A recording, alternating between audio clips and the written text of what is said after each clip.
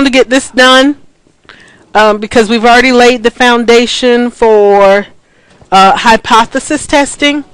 And we've also already talked about, let me have your attention, we've already also talked about the conditions under which the tests are conducted based on what we mentioned last week about confidence intervals. So today we're going to talk about testing a claim for a mean, and we're going to do either a t-test or a z-test.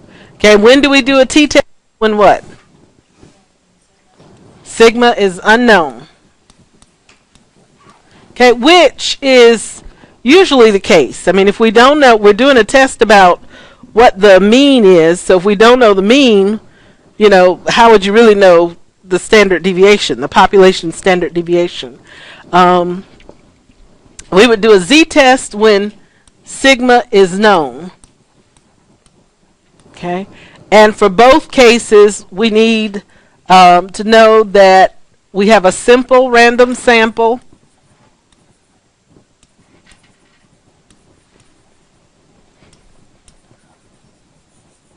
and either the population is normally distributed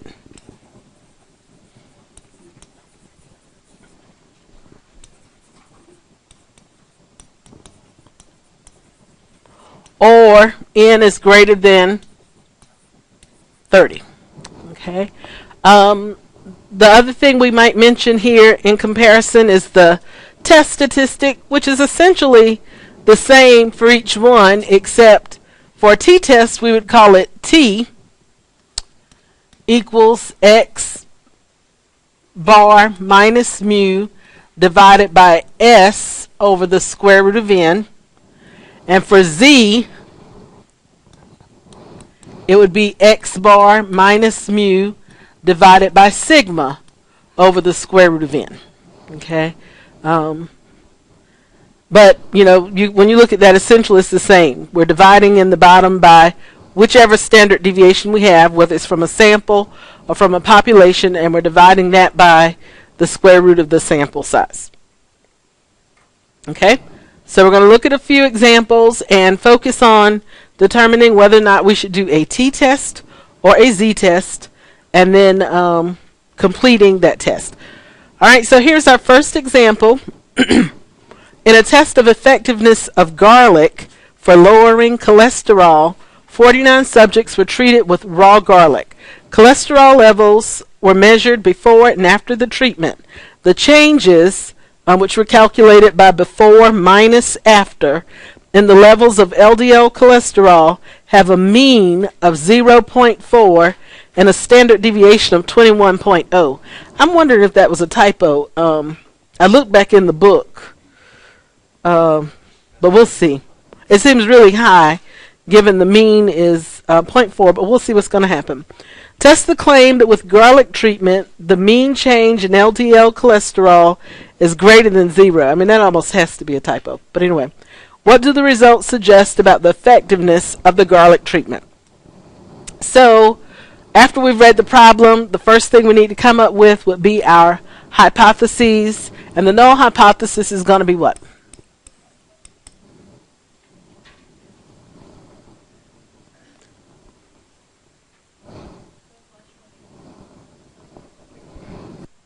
Okay. Well, okay, let's look at what they ask us to test. Test the claim that with garlic treatment, the mean change in LDL cholesterol is greater than 0. So the claim is that mu is greater than 0. Right? And because that does not contain equality, that has to be our alternative hypothesis. And the null hypothesis would be mu is equal to 0. Okay. This is an interesting example where sometimes we try to compare means from two different populations. There are two different ways that the test could have been done. We could have actually done a two-sample test, which is in the next chapter. But instead, what they did was calculated this difference. We had the before cholesterol the after cholesterol, and we want to know if there's a change. And so if the difference is positive, then that means the cholesterol went down, right? Yes? That would mean before was greater than after, and so the cholesterol went down. The level of cholesterol went down. So that would be a good thing. That's why we're looking at whether or not the mean is greater than 0. That's the claim. Does that make sense? Okay, think about grocery store prices. If I wanted to say that Bilo was cheaper, let's say, than Walmart, then if I calculated Walmart minus Bilo, I would expect for that to be greater than 0. Okay, so that's what's going on here in this example. Okay, kind of an aside to everything else we're doing. We've got that. Now we're going to set up our rejection region. And whether or not those critical values, this is going to be important, come from a t distribution or a z distribution depends on whether or not we know the population standard deviation. In this problem, what do we have? Is it from a sample or from the population? Okay, from the sample. So we're going to do what type of test? A t-test. Very good. And of course, it's still going to be a right tail test. So I need to know what this t-value is that separates, what's our level of significance here? It doesn't mention, so I'm going to say it's 0.05.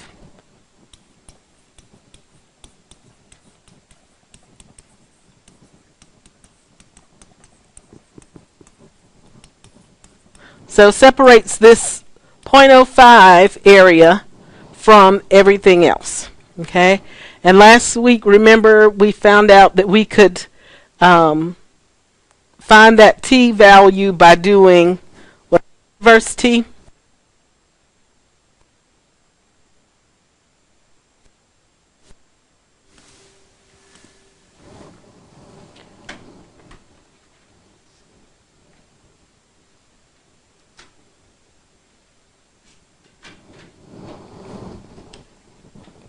Okay, so we're going to go to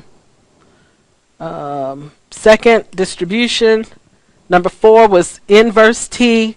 The area to the left, 0.95. And I think we also had to tell it, that's a lot of 9s. We also had to tell it what the degrees of freedom was. And for this one, it's what?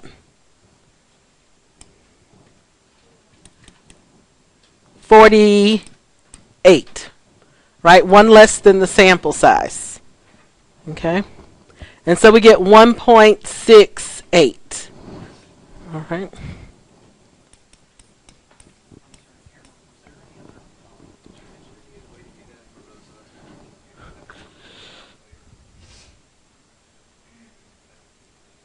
We talked about the table. Yep, the table will be in the testing center. The t-table. But basically, from the table, you would look to find across the top of the table, it has area in the tail. And so you go beneath that column and then down to the right degrees of freedom to get that number. Okay? All right. So that's our critical value. If the test statistic comes out to be greater than 1.68, we are going to reject the null hypothesis. All right? So we'll do this on the calculator. And we're going to go to Stat, Test. We're doing a t-test because sigma is unknown.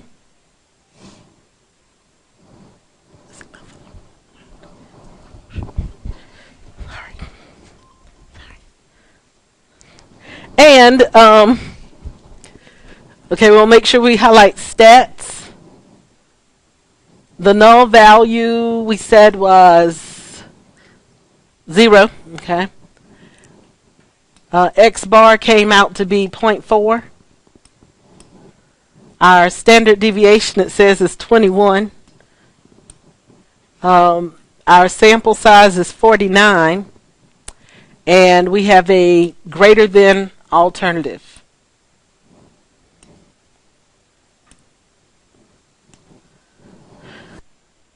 Okay, so alright, that wasn't so bad.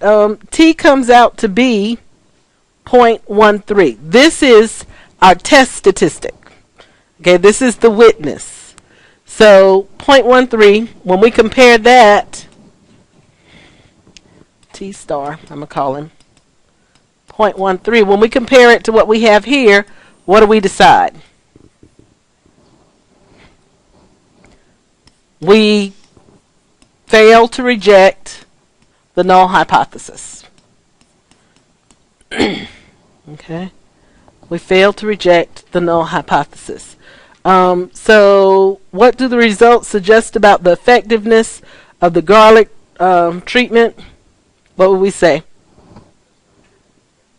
Doesn't appear to really have an effectiveness. Okay, we did not have enough data to support the claim. Remember, in this one, the claim was that it was greater, and we didn't have enough data to support that.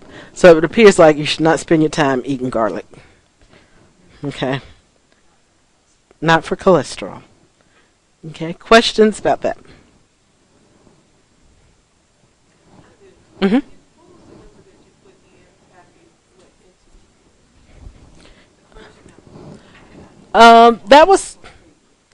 That was my null value from the hypothesis. I put in 0.4. Well, no, for the hypothesis we put in 0. Mm-hmm. That was 0.4. 0.4. Okay. 0.4. All right. Other questions? Mm-hmm.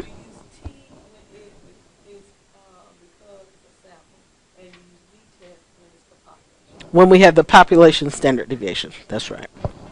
Okay. All right, let's look at another one. All right, Pam is an avid golfer. Over her golfing career, using her favorite club and golf ball, she has determined that her mean driving distance is mu equals 225 feet. Okay. Her friend Jane wants to try a new ball. She tells Pam that this new ball will increase her driving distance. Jane tries the new ball. After driving the ball 100 times, she finds that she has a mean driving distance of 230 and a standard deviation of 25. Does the new ball increase Pam's driving distance? Let the significance level be 0.01. Okay, so this time what is our claim?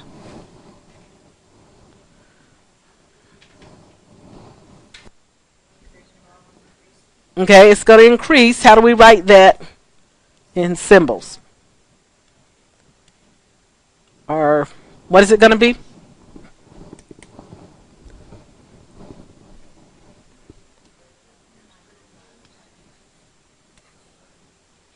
$225. Okay, she'd pretty much established that her driving distance, or the average, was 225 feet. But her friend tells her, I think you can do better than that with this new ball. Okay, so the claim is that it's going to improve over that. The null hypothesis is still mu is equal to 225. Okay? No, not always. We had one last time where the null hypothesis was the claim. So no, not always.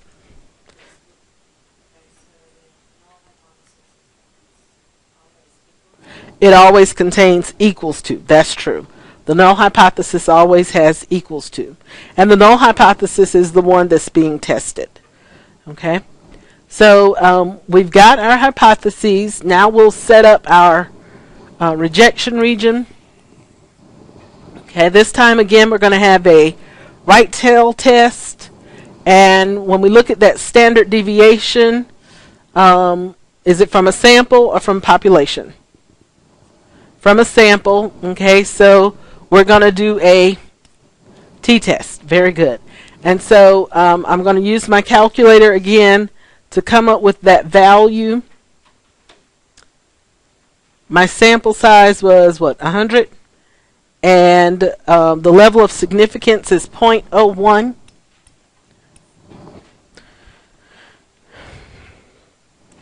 So I'm going to go to inverse t.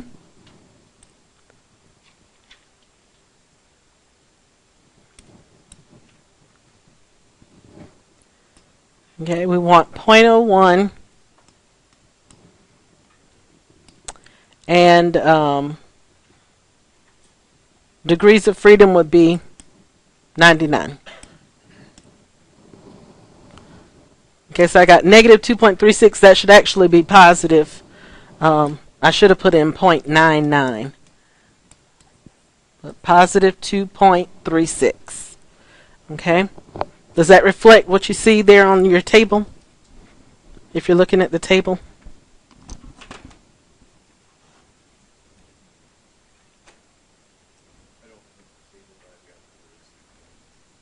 Okay, let's see here what we got.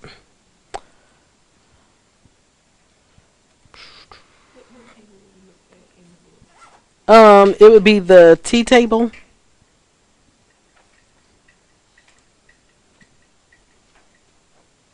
Let's see if I can find one. So, here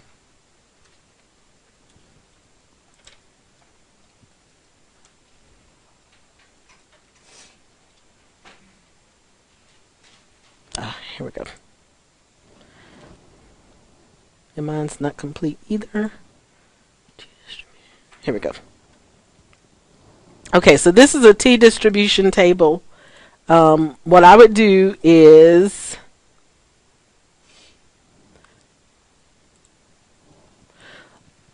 notice here in the table, if you're going to use this, it has a couple of rows. Is alpha all in one tail or two tail? And for us, all of it was in one tail. So I would choose this 0.01 in one tail. And then I would stay in this column until I got to whatever my degrees of freedom is. Of course, it runs out of numbers. It doesn't have all of the numbers. But you can see as it gets closer to n equals 30, it starts to take on the distributions of the z score anyway. And so we got 2.326. Is that what we had on our calculator? 2.36. So that's what we'll have to use. 2.326 if you're using the table. That's how the table works. Okay? And that's not, I mean, it should be the same as the one in the Triola textbook, but that's not, this one didn't come from there. Okay? Questions about that? I'll provide you with the one to use, but the one that's in your textbook. Okay? It's probably in the inside back cover of your textbook or near there. Okay, the T distribution table or in the appendix. Okay. Oh, I would use the calculator. If you can use the calculator. If you have the 83, then you'll have to use the table. Okay? Alright, so we got that. And then now we're ready to calculate our test statistic. And so we're going to do stat, test. We're doing a t-test. Okay, the value from the hypothesis is 225. Our sample mean was what? What was it? 230? Okay. Our sample standard deviation is 25. And we had a sample size of 100. All right, we're going to calculate. Okay, so we get T equals 2. And so how does that compare? It falls over here, and so again, we do what? Fail to reject the null hypothesis. Okay, do we believe that the new ball increases Pam's driving distance? We say what? No. Right? We fail to reject the null hypothesis. So that means that the data in support of the null hypothesis, which says the mean is just 225. If we had rejected the null hypothesis, then we would say, yes, her driving distance has increased. Okay. Questions about that?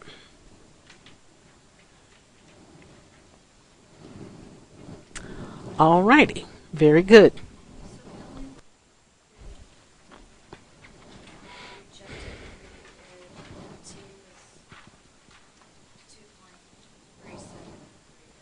.36 or greater. Okay. All right. Okay. Very good. All right. Here's another one.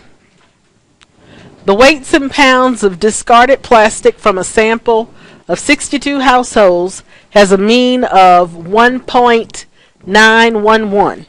Use a 0.05 significance level to test the claim that the mean weight of discarded plastic from a population of households is greater than 1.8.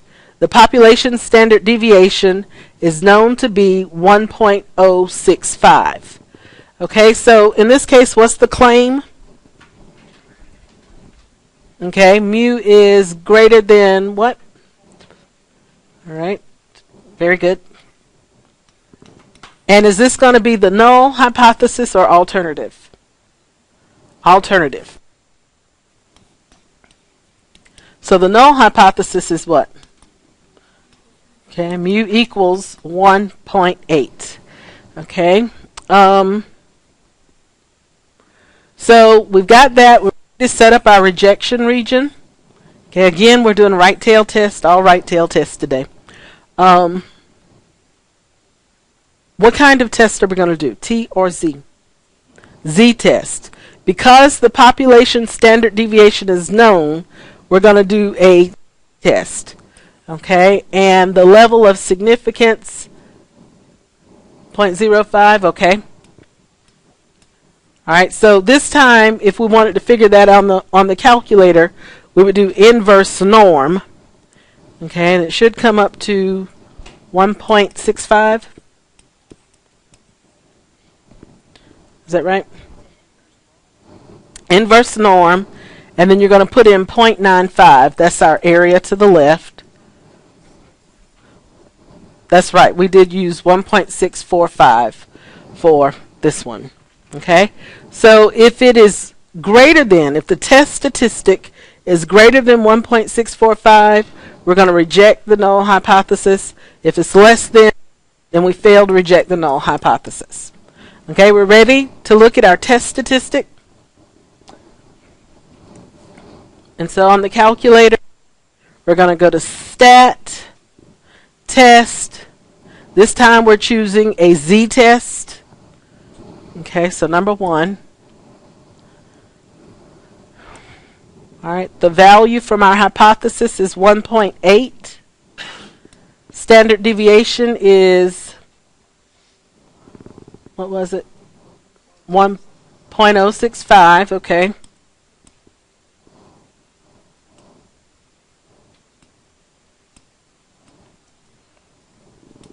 The sample mean was, okay.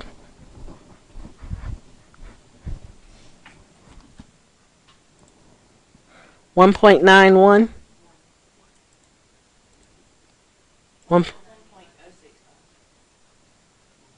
911. Okay. And then our sample size is 62. Okay.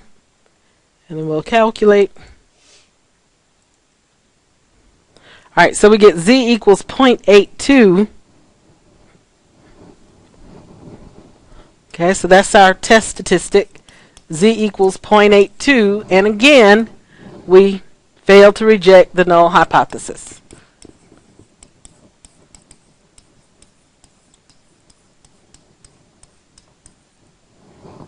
Okay, fail to reject the null hypothesis. Okay, questions about that?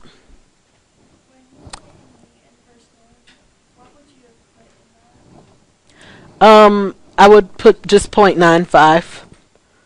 Inverse norm 0.95. It's the area to the left of the z that we're looking for. Okay, yes.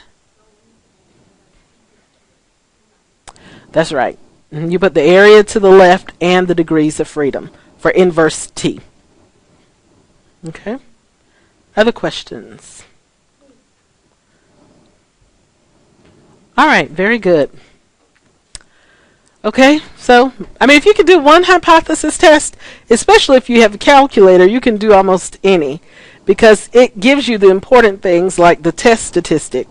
You don't even have to know what the formula for it is. I showed it to you, but we've not actually been using it.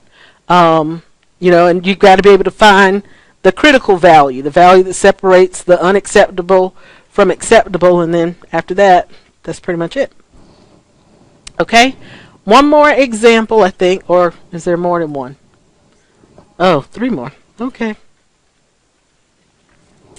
All right, twist-off caps. A machine makes twist-off caps for bottles. The machine is adjusted to make caps of diameter 1.85 centimeters. Production records show that when the machine is so adjusted, it will make caps with mean diameter of 1.85 centimeters. During production, an inspector checks the diameter of caps to see if the machine has slipped out of adjustment. A random sample of 64 caps is taken. If the mean diameter for this sample is 1.87 centimeters, does this indicate that the machine has slipped out of adjustment and the average is no longer 1.85? Use a 1% level of significance, and it says sigma is known to be 0.005. Okay, I'm going to let you try this one a little bit on your own.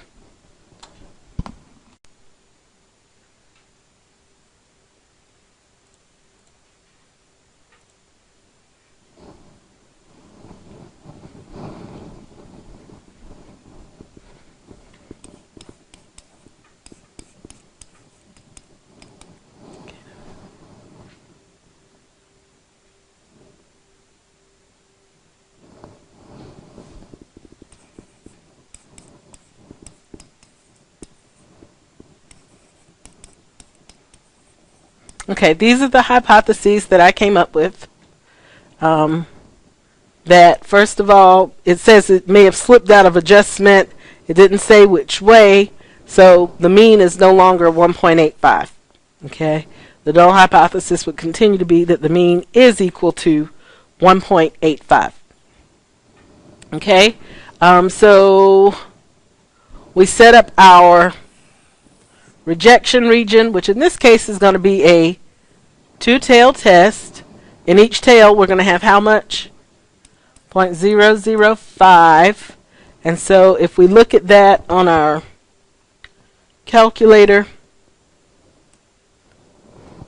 inverse norm, because it did tell us we know sigma, right? So we're going to do inverse norm 0.005, and I've got negative 2.57.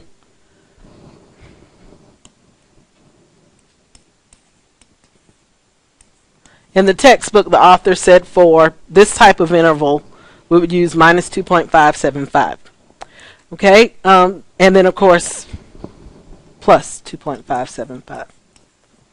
Okay. All right, so we're ready to come up with our test statistic. We're going to go to stat, test. We're doing a z-test, so number 1. Okay, our null value is 1.85.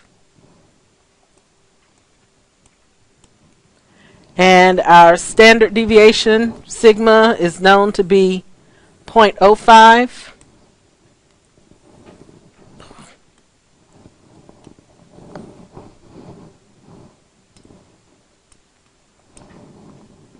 Okay, the sample mean was what? 1.87? Okay. And then the sample size is 64. Okay. Thank you.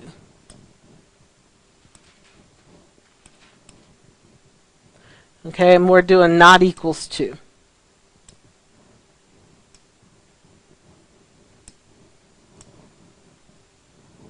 Okay, so I got Z is equal to 3.2. Is that what you got? That's our test statistic. Okay, which means we're going to do what? Okay, we reject the null hypothesis. All right, it does seem that the machine is out of calibration. Yes, ma'am.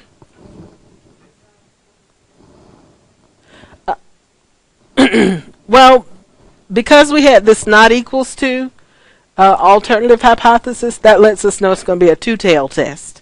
So we take alpha, which is the level of significance, which was 1%, and we divide that by 2. It gets divided into the two tails.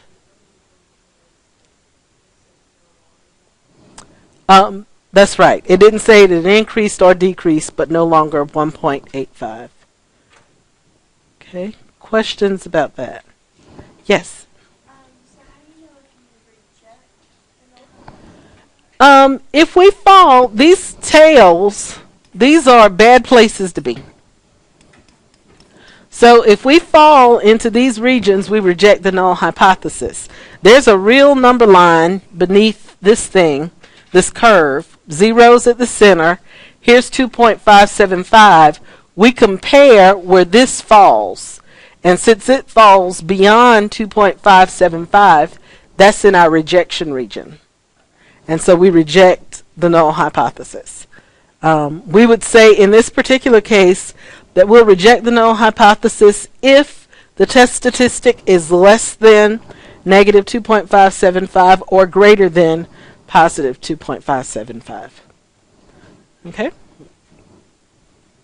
Other questions?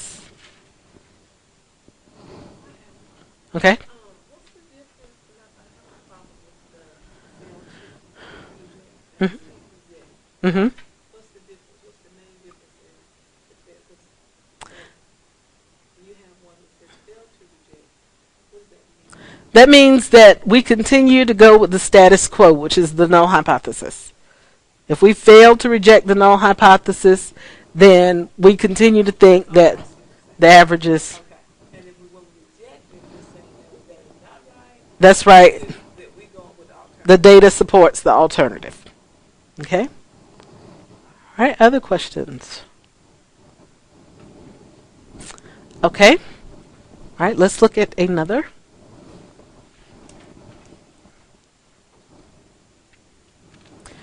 Okay, Viva, a credit card company, lowered its annual interest rate by 1%. Past records of accounts before the rate change showed the average outstanding balance on credit card accounts to be mu equals $576. The manager believes, or the managers believe, that reducing interest rates spurs customers to greater credit card use, which will result in higher outstanding balances. To test this claim, a random sample of 36 accounts was examined 6 months after the interest rate reduction. The average outstanding balance was $615 with standard deviation of 120. Test the manager's claim at the 0.05 level of significance. Okay, so what's the manager's claim?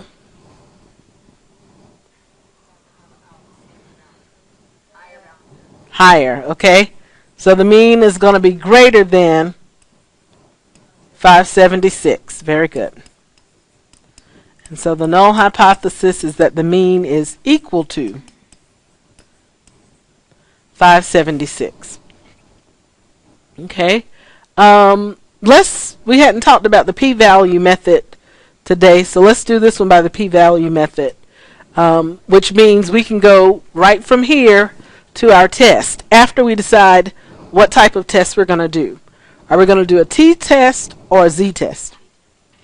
Okay, t, because the standard deviation that we have, it seems that it describes the sample. Okay, So we go to stat, test. Number 2 is t-test. Okay, our null value is 576. Okay, our sample mean came out to be 615. Our sample standard deviation is, what was it? 120. Okay. And the sample size is 36. And then we're doing greater than.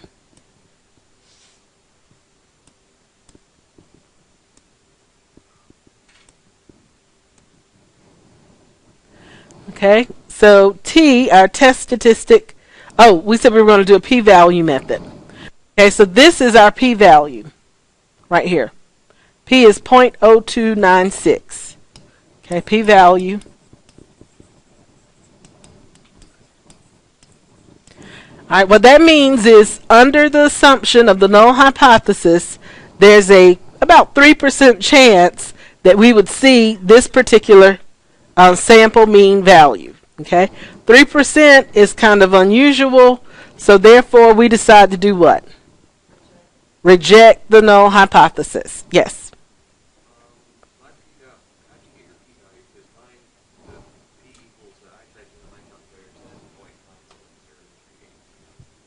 Did you do it for T?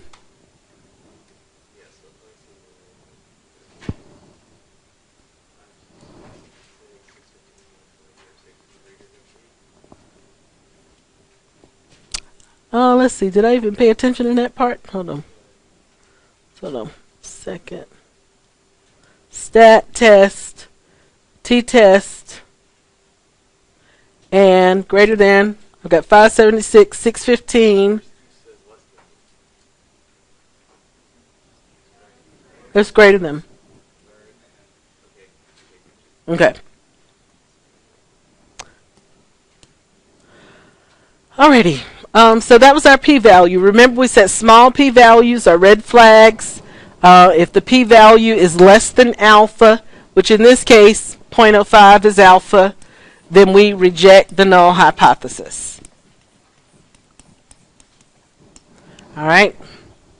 So we believe that the data supports the manager's claim that the average outstanding balance has increased from 576. Yes, ma'am.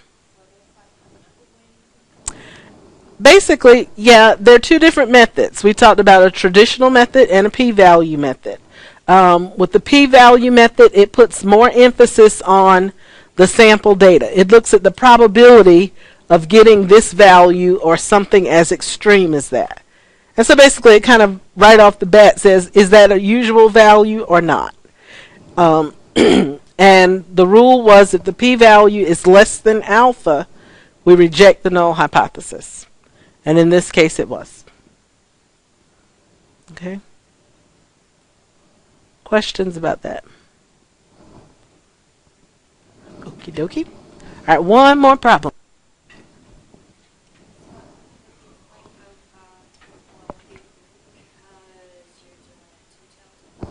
Alpha is 0.05 because that was the given level of significance. Okay, alpha is the level of significance. Yes, ma'am.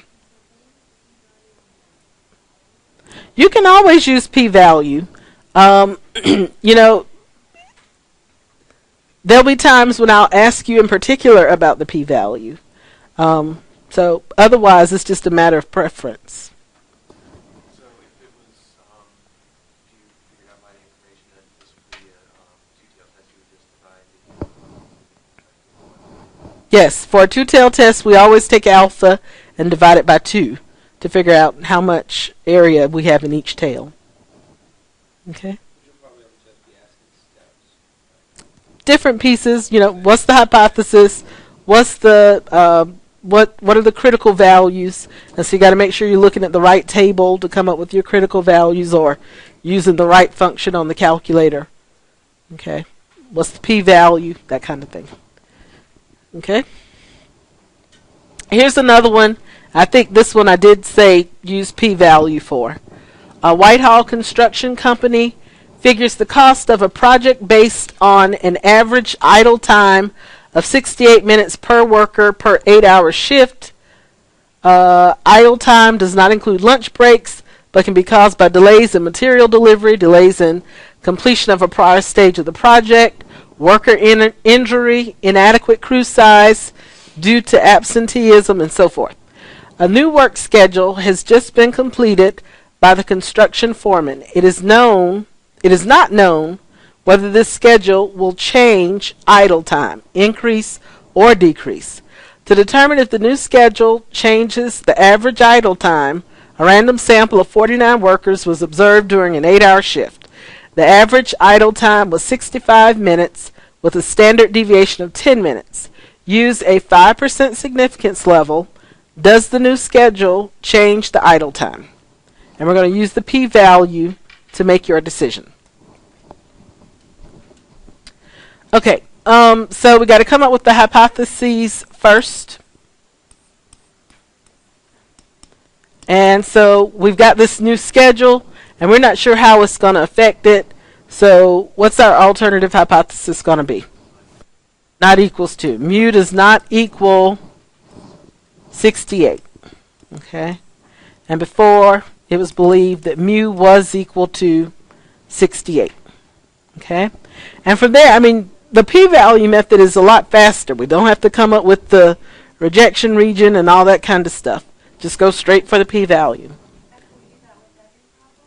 It just depends on what I ask. I mean, if you were doing if we weren't taking a test and you were doing a hypothesis test and you did it however you want it to, p-value would be just fine. Okay, and like I said, I think I said this the other day, but in statistical software they spit out p-values automatically because we're always testing different little things. So it's a very quick way for us to figure out, whether or not to reject the null hypothesis. Okay. Oh yeah, on the calculator. When we were doing it, it gave us the p-value. And with the proportion, it gave a p-value. So with all three of the tests we're looking at, it gives us the p-value. And what's really important is that you indicate on the calculator the correct symbol for the alternative hypothesis, because that's what calculates the p-value. If you get that symbol wrong, then that'll make your p-value wrong. Okay? All right, so we've got, we're doing a t-test because we have a sample standard deviation. Okay. So stat, test, t-test. Okay, our null value is 68. All right, the sample mean is 65. Our sample standard deviation is 10. Okay, our sample size was 49. And we've got not equals to.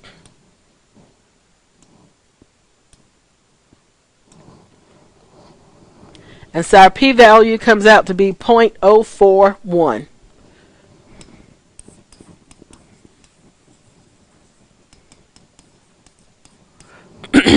All right, which says we're going to do what?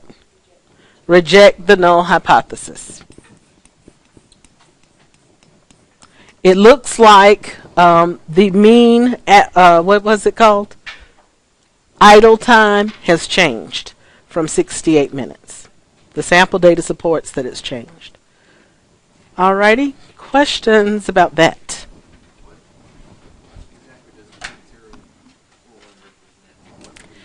It's probability, so it's percentage. It's the likelihood of getting the sample value of 65 when we're assuming that the mean is 68. Yes. We compare it to alpha or the level of significance. Nope, we don't have to worry about it. The calculator takes care of all of that when you tell it what the alternative is.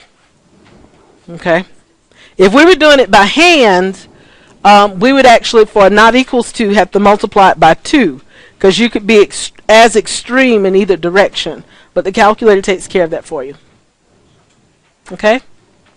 All right.